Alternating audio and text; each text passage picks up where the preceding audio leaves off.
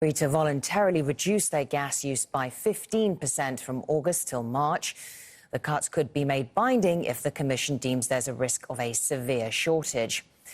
Europe's first test will come on Wednesday when Russia plans to cut flows through the Nord Stream 1 pipeline to a fifth of its capacity. Russian energy giant Gazprom says that's because it's halting the operation of a turbine. This is the second time Moscow has blamed a turbine for output cuts. Gas flows were initially restricted last month when one was sent to Canada for maintenance. The EU has repeatedly accused the Kremlin of resorting to blackmail in retaliation for sanctions over the war in Ukraine. Abdullah Ashami reports now from Brussels.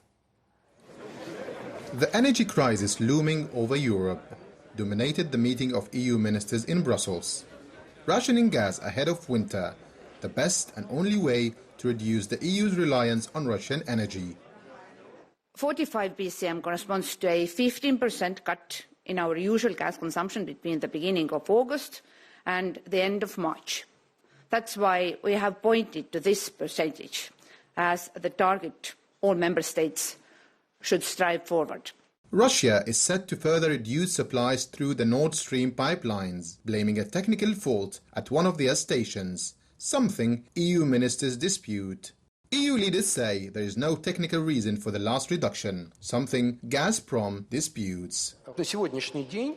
As of today, there is no solution to the ongoing equipment issues at the Portiavea compressor station. There is no solution whatsoever yet. Siemens is saying nothing. They're trying to find solutions, but there are none. As the West and Russia exchange economic blows in response to Russia's war in Ukraine, European leaders say Moscow is not a trustworthy partner. The winter is coming, and we don't know how cold it will be, but what we know for sure that Putin will continue to play his dirty games in misusing and blackmailing by gas supplies. Nearly half of all the gas Europe needs comes from Russia. The supply is now down to a relative trickle. Come winter, if European countries don't have enough supply stored up in time, it means certainly almost it will be a struggle to heat homes and power cities.